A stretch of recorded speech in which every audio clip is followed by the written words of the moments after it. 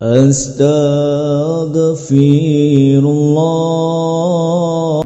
Bihamdillahi wassalatu wassalamu ala rasulillah wa ala alihi wa sahbihi wa mawalah wa la hawla wa la quwata illa billahi wa ba'du.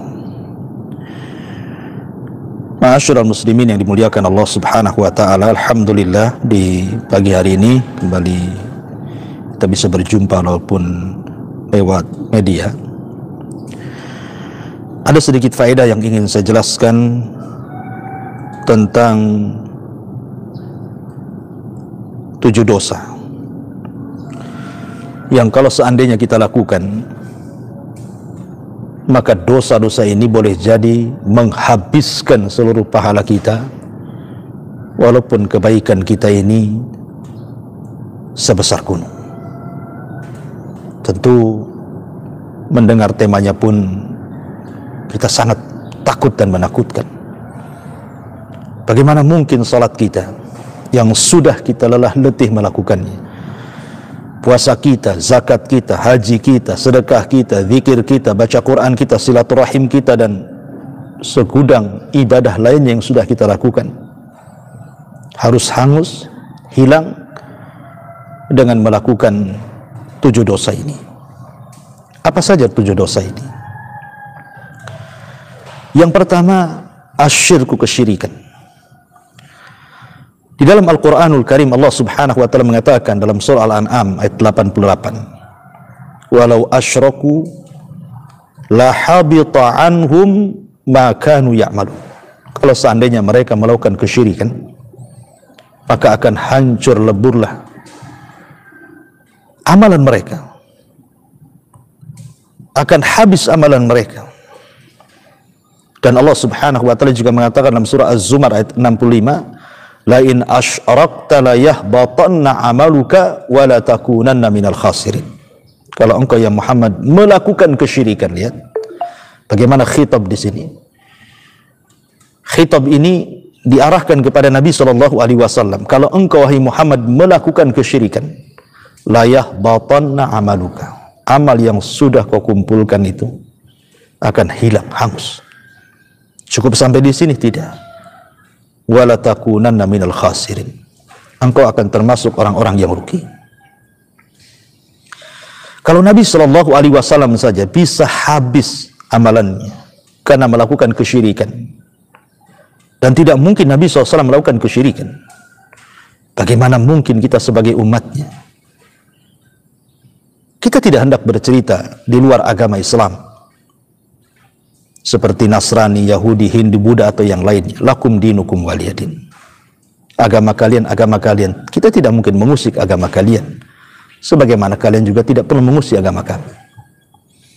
Masing-masing punya keyakinan.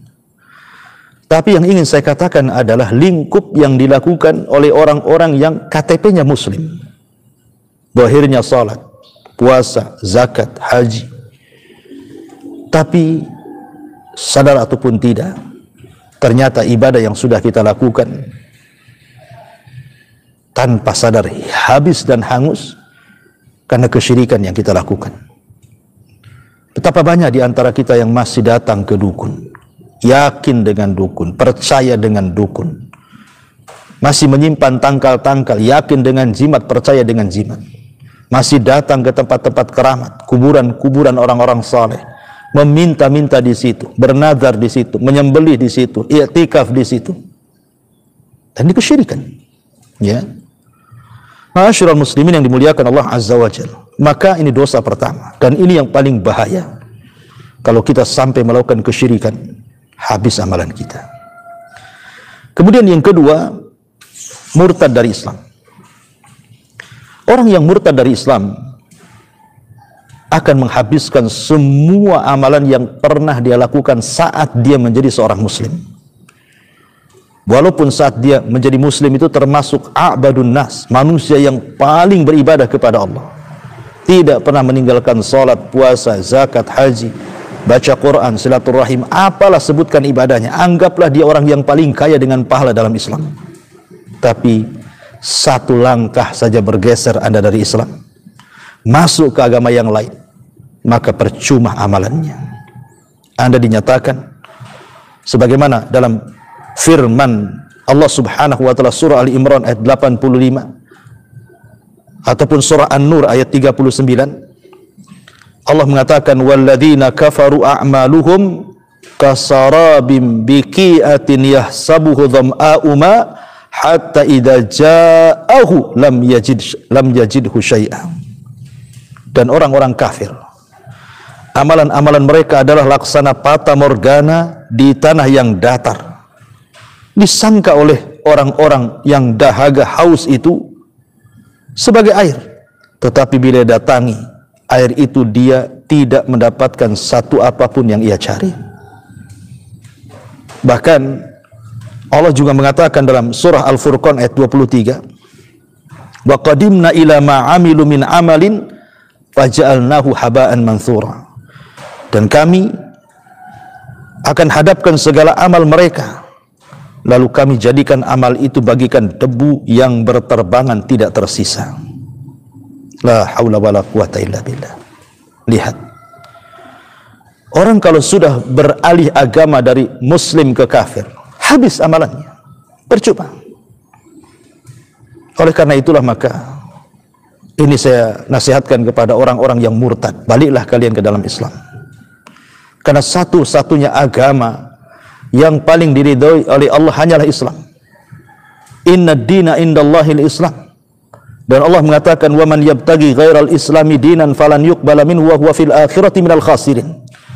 Barang siapa yang mencari agama selain agama Islam, maka sekali-kali tidak akan diterima agama itu dan dia di akhirat termasuk orang-orang yang rugi.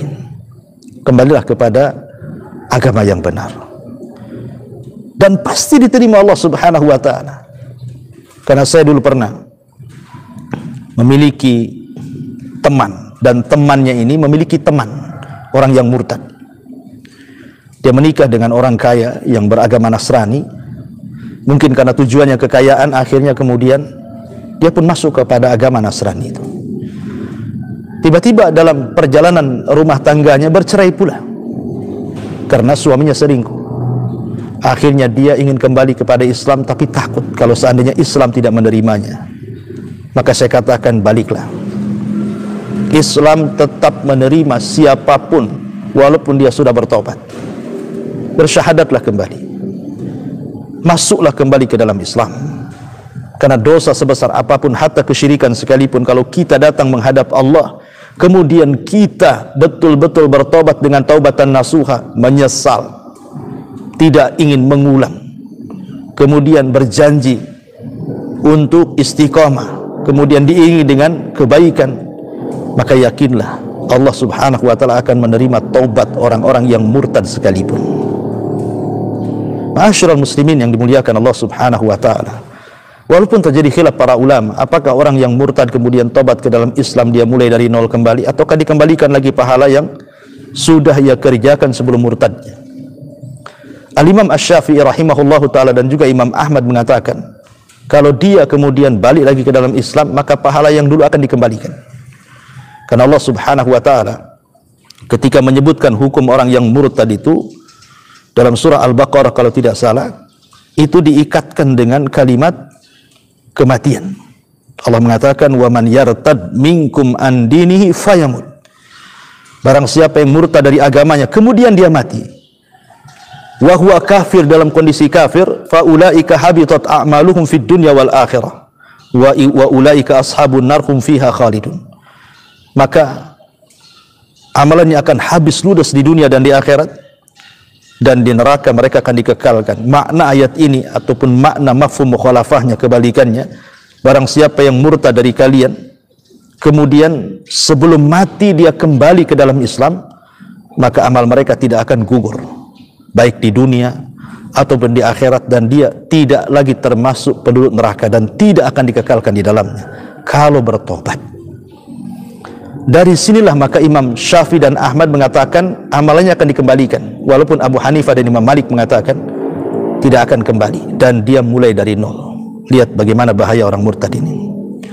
Ma'asyiral muslimin yang dimuliakan Allah Azza wa Jalla. Kemudian yang ketiga, yang tak kalah bahayanya juga bisa menghancurkan dan menggugurkan amalan kita adalah riya, beramal karena manusia. Dia beramal karena manusia, seperti orang yang dari kecil dia menghafal Quran, sampai remaja, sampai dewasa, sampai menjadi qari Al-Quran, tapi tujuannya hanya untuk dunia, popularitas, supaya orang memandang dia seorang qari internasional, qari yang sangat masyhur terkenal. Atau seorang yang dari kecil dia latihan fisik dia, sampai remaja dewasa dia ahli berpedang, ahli bertombak, ahli berkuda, ahli dalam strategis perang dan begitu seterusnya. Tapi ketika dia berjihad memang tidak karena Allah. Dia hanya mencari popularitas saja, supaya manusia menganggap dia seorang pahlawan. Kalaupun dia mati syahid, dia akan dikenang kepahlawanannya. Atau boleh jadi orang yang dari kecil, remaja dewasa mencari harta sampai lelah letih, sampai betul-betul kaya raya, kemudian dia menjadi orang yang paling dermawan, tapi tujuannya bukan karena Allah, supaya dapat pujian manusia. Nanti tiga orang ini akan datang menghadap Allah Subhanahu wa ta'ala dan akan mengakui bahwa amalan-amalan itu dilakukan karena Allah Subhanahu wa ta'ala, tapi Allah ingkari dan mengatakan, kadzabtum, dusta kalian. Kalian orang yang berjihad, kalian mati syahid supaya orang menganggap engkau ini pahlawan, kadzabta, dusta kamu. Orang yang membaca Quran, mengajarkan Al-Quran, supaya manusia menganggap Anda ini qari, Allah katakan kadzabtum, dusta kalian. Kalian itu supaya manusia memuji kalian, bukan karena Allah Subhanahu wa ta'ala. Termasuk orang yang bersedekah, yang mengatakan karena Allah, Allah katakan kadzab, dusta kalian. Maka tiga-tiga diseret ke neraka, na'udzubillah. Lihat, lalu apa baca Quran, apa jihadnya, apa sedekahnya kalau amilatun nasibah tasla naran hamiyah, lelah letih dia melakukan amal saleh, tapi ujung-ujungnya Allah masukkan ke neraka, na'udzubillah, tidak lain dan bukan karena riya, habis amalannya. Nanti pada hari kiamat mereka akan dikumpulkan dan Allah katakan, pergilah kalian kepada orang yang kalian harapkan pujiannya di dunia. Apakah ada balasan dari mereka? Tidak ada yang mampu memberikan balasan pada hari kiamat kecuali Allah Subhanahu wa ta'ala. Ini yang ketiga. Yang keempat, kurhu awamirallah, kurhu awamirillahi azza wa jalla, membenci perintah-perintah Allah azza wa jalla. Allah mengatakan, dzalika bi annahum karihu ma anzalallah fa ahbata a'malahum. Demikian itulah karena mereka membenci, tidak suka dengan apa yang diturunkan Allah, sehingga Allah gugurkan amalan mereka.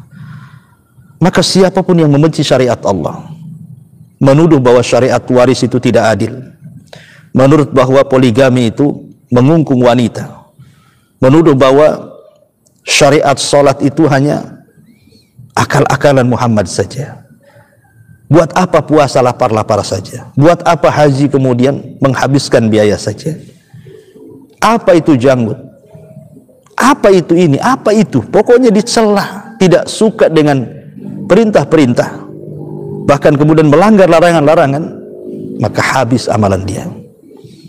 Ma'asyiral muslimin yang dimuliakan Allah azza wa jalla. Oleh karena itulah maka jangan pernah mencela agama, karena orang yang mencela agama ini tidak suka dengan agama. Diturunkan Al-Quran kepada orang yang seperti ini, Qul abillahi wa ayatihi wa rasulihi kuntum tastahzi'un. Apakah dengan Allah, dengan ayat-ayatnya, dengan Rasulnya kalian mengolok-olok mereka? Maka Allah katakan, la ta'tadiru, jangan cari-cari alasan kalian. Qad kafartum ba'da imanikum, kalian sudah kufur setelah keimanan kalian, habis amalan kalian. Ma'asyiral muslimin yang dimuliakan Allah azza wa jalla, maka bahaya, jangan sampai membenci syariat Allah subhanahu wa ta'ala. Kemudian yang kelima, at-ta'ali 'ala Allah. At-ta'ali 'ala Allah itu artinya seseorang memponis manusia dengan mengatakan si fulan tidak akan masuk neraka, si fulan tidak akan masuk surga, si fulan akan menjadi penghuni neraka, si fulan tidak akan diampuni dosa-dosanya, dan begitu seterusnya. At-ta'ali 'ala Allah, atau mengatakan si fulan kafir padahal dia bukan kafir. Karena mengatakan si fulan kafir sama dengan mengatakan si fulan ahli nar. Itu disebut at-ta'ali 'ala Allah. Fala tuzakku anfusakum, jangan merasa bersih diri kalian dengan menuduh orang seperti itu. Karena dalam sebuah hadis dari Jundub ibn Abdillah al-Bajali yang dikeluarkan Imam Muslim, anna rajulan qala, ada seorang laki-laki berkata, kata Rasul, wallahi la yaghfirullahu li fulan, demi Allah, Allah tidak akan mengampuni dosa si fulan. Allah murka dari langit dan mengatakan, man dzalladzi yata'alla alayya alla aghfira li fulan, siapa yang berani-berani mengatakan bahwa saya tidak akan mengampuni si fulan? Seolah-olah dia itu memerintah-merintahkan Allah dengan mengatakan si fulan tidak akan diampuni. Padahal Allah mengatakan, siapa yang berani mengatakan bahwa aku tidak akan mengampuni si fulan? Maka Allah katakan, fa inni qad ghafartu li fulan wa ahbattu amalaka. Allah katakan, aku sudah mengampuni dosa-dosa si fulan dan aku gugurkan amalan. Maka jangan pernah memvonis. Apabila orang itu masih hidup, jangan memvonis seperti itu, tapi doakan mudah-mudahan dia mendapatkan hidayah. Mudah-mudahan dia mengamalkan amalan ahlul jannah. Mudah-mudahan dia mati husnul khatimah. Jangan memvonis. Ma'asyiral muslimin yang dimuliakan Allah Azza wa Jalla. Maka memvonis orang baik-baik tidak akan diampuni, hatta orang jahat sekalipun, hatta ahli maksiat sekalipun. Kalau di dunia saja kita tidak boleh melaknat mereka, tapi disunahkan untuk mendoakan mereka. Seperti di zaman Rasul ada orang yang hobi mabuk, ketangkap dicambuk, ketangkap dicambuk. Tapi orang ini suka membuat Nabi tertawa, suka dengan Nabi. Ketika satu hari dia kemudian tertangkap dan dicambuk, orang-orang melaknatnya. Rasul mengatakan, la tal'anuhu fa innahu yuhibbullah wa rasul. Jangan kalian laknat dia. Dia itu cinta dengan Allah dan Rasulnya. Tapi katakan kepada orang-orang ahli maksiat, semoga Allah memberikan hidayah kepada kalian. Semoga Allah memberikan kesadaran kepada kalian. Karena taufik itu milik Allah Subhanahu wa ta'ala. Ma'asyiral muslimin yang dimuliakan Allah Azza wa Jalla. Kemudian yang selanjutnya adalah az-dzunub al-khalawat, dzunubul khalawat. Yang nomor 6, dzunubul khalawat, dosa yang dilakukan tidak terang-terangan. Dalam surah An-Nisa ayat 108 Allah mengatakan, yastakhfuna minan nas wa la yastakhfuna minallah wa huwa ma'akum idh yubayyituna ma la yarda minal qawli wa kana Allahu bima ya'maluna muhita. Mereka dapat bersembunyi dari manusia, tetapi mereka tidak dapat bersembunyi dari Allah. Karena Allah beserta mereka ketika pada satu malam mereka menetapkan keputusan rahasia yang tidak diridhoi Allah, dan Allah meliputi terhadap apa yang mereka kerjakan. Lihat bagaimana Allah katakan, mereka dapat bersembunyi dari manusia, tapi mereka tidak bisa bersembunyi dari Allah. Kita lihat hari ini, banyak orang-orang yang melakukan dzunubul khalawat, dosa yang dilakukan tidak terang-terangan, seperti yang dilakukan anak-anak muda, maaf umpamanya melakukan onani, naudzubillah, masturbasi dan begitu seterusnya, atau menggibah di sosial media. Orang tidak tahu, hanya Anda dengan komputer saja. Atau mungkin korupsi di kantor, bos tidak tahu, perusahaan tidak tahu. Atau bermain di belakang, orang tidak tahu. Atau mencuri, orang tidak tahu. Berzinah, orang tidak tahu. Selingkuh, orang tidak tahu. Semua perbuatan dosa yang Allah tidak, manusia tidak tahu, ingat Allah itu tahu. Semua Allah tahu. Yakin, walaupun Anda bersembunyi di lubang sekalipun, yang Anda kira manusia tidak tahu, Allah tahu. Allah itu zat yang maha alim, maha mengetahui, basir, maha melihat, sami, maha mendengar. Anda tidak mungkin lari dari Allah Subhanahu wa ta'ala. Seorang laki-laki datang kepada Ibrahim ibn Adham dan mengatakan, ya Imam, izinkan aku untuk bermaksiat. Kata Ibrahim ibn Adham, silahkan asal engkau melakukan 5 perkara. Yang pertama, silahkan bermaksiat, tapi jangan tinggal di bumi Allah. Yang kedua, silahkan bermaksiat, tapi jangan makan dari rezeki Allah. Yang ketiga, silahkan bermaksiat, tapi cari tempat yang Allah tidak tahu. Yang keempat, silahkan bermaksiat, kalau datang malaikat maut, katakan kepada malaikat maut, tunggu dulu, jangan kau cabut nyawaku, aku ingin bertobat. Yang terakhir, silahkan maksiat, kalau Anda diseret ke neraka oleh Zabaniyah, katakan kepada malaikat Zabaniyah, jangan kau seret aku ke neraka, masukkan aku ke surga. Kalau Anda bisa melakukan 5 perkara, monggo silahkan maksiat. Tapi kalau tidak bisa, jangan pernah bermaksiat kepada Allah Azza wa Jalla, baik terang-terangan ataupun sembunyi-sembunyi. Dan dosa khalawat bisa menggugurkan amal. Nabi SAW dalam hadis Thauban radhiyallahu an pernah mengatakan, aku akan beritahu kepada kalian satu kaum dari umatku, ya'tuna yaumal qiyamah bihasanatin amsal jibal tihama. Nanti akan datang satu kelompok di hadapan Allah, manusia-manusia pembawa pahala sebesar gunung-gunung Tihama yang sangat besar, tetapi fayaj'aluhallahu haba'an mansura. Tapi tidak ada apa-apanya pahala itu. Allah buat debu yang bertebangan, tidak tersisa lagi. Kemudian Thauban mengatakan, ya Rasul, sifatkan mereka. Maka Rasul mengatakan, mereka sama dengan kalian, sama dengan kulit kalian. Tetapi kata Nabi SAW, mereka adalah sebuah kaum yang apabila khalau bimaharimillahin tahakuha, kalau mereka sembunyi-sembunyi, mereka melakukan kemaksiatan dan keharaman, bimaharimillah, melakukan hal-hal yang diharamkan, baik dosa besar ataupun dosa kecil, dan mereka robek di hadapan Allah, sementara manusia tidak tahu. Anda sedang melakukan dosa yang bersendirian Anda dengan Allah Subhanahu wa ta'ala. Maka kata para ulama, supaya dosa kita tidak gugur gara-gara melakukan hal ini, maka kalau satu hari ini kita melakukan dosa yang tidak ada yang tahu kecuali kita dengan Allah, lakukan hal yang sama dengan kebaikan. Lakukan kebaikan yang tidak ada yang tahu kecuali kita kepada Allah. Seperti apa? Qiyamul lail, istighfar, sedekah, doa, baca Quran, dan begitu seterusnya. Lakukan, dan orang tidak tahu, supaya mengimbangi maksiat yang kita lakukan dan orang tidak tahu, supaya jangan habis amalan kita di hadapan Allah Subhanahu wa ta'ala. Ma'asyiral muslimin yang dimuliakan Allah Azza wa Jalla. Dan yang terakhir tentunya, yang tidak kalah juga bisa menghapuskan dosa, adalah dosa kezaliman. Nabi SAW pernah bicara soal orang yang bangkrut pada hari kiamat. Kata Rasul apa? Atadruna mal muflisu hadihil ummah. Tahukah kalian siapa orang yang bangkrut di antara umat ini? Sahabat mengatakan, orang yang tidak punya uang dinar, dirham.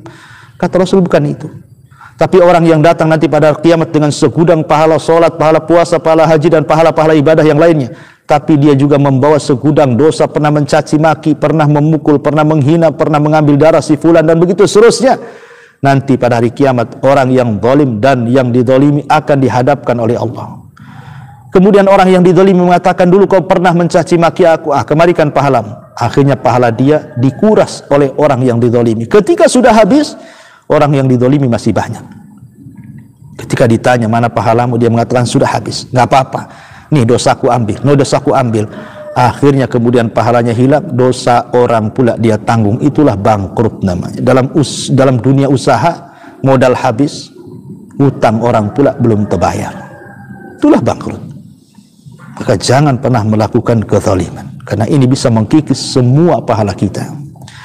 Ma'asyiral muslimin yang dimuliakan Allah Subhanahu wa ta'ala. Saya tambah, termasuk juga meninggalkan salat. Satu salat wajib atau tinggalkan, maka habis amalan kita. Kata Nabi SAW, man taraka salatal asra, man taraka salatal asri habita amaluhu. Siapa yang meninggalkan salat asar, habis amalannya. Walaupun demikian, ma'asyiral muslimin yang dimuliakan Allah Subhanahu wa ta'ala, akidah ahli sunnah, bahwa orang yang melakukan dosa itu tidak semua amalan ini habis, kecuali kekufuran. Kalau kufur, musyrik, keluar dari Islam, ya habis pahalanya. Tapi kalau dia melakukan dosa-dosa seperti zalim, ria, atau apa yang lainnya, selama dia tidak keluar dari Islam, tetap dia muslim. Artinya masih adalah kesempatan dia masuk ke dalam sorga. Artinya kalau masih ada kesempatan masuk sorga, berarti masih ada pahala yang tersisa. Tidak semua amalannya hapus. Tapi walaupun demikian, apakah kemudian kita mengharap kita masuk sorga tapi tetap mengamalkan dosa-dosa yang banyak menghapuskan amal kebaikan? Sudahkah Anda berada di neraka bertahun-tahun, berpuluh-puluh tahun, entah berapa lamanya Anda tinggal di situ, walaupun ujung-ujungnya masuk surga umpamanya? Dengan api dunia saja kita letakkan nih jari, siapa yang sanggup untuk bertahan dengan api yang ada depan kita itu? Jari kita tidak akan sanggup 5 menit diletakkan di api itu, apalagi seluruh badan kita dimasukkan ke neraka. Sanggup Anda melakukan seperti itu? Ma'asyiral muslimin yang dimuliakan Allah Subhanahu wa ta'ala, dari sinilah maka hindarilah dosa-dosa yang bisa menghapuskan banyak amal, atau dosa yang bukan hanya banyak amal hilang, tapi semua amalannya tidak akan dianggap seperti dosa kesyirikan, kekufuran, murtad dan begitu seterusnya. Wallahu a'lam bishawab. Subhanaka wa bihamdika asyhadu an la ilaha illa anta astaghfiruka wa atubu ilaik. Allahu ta'ala alam. Assalamualaikum warahmatullahi wabarakatuh.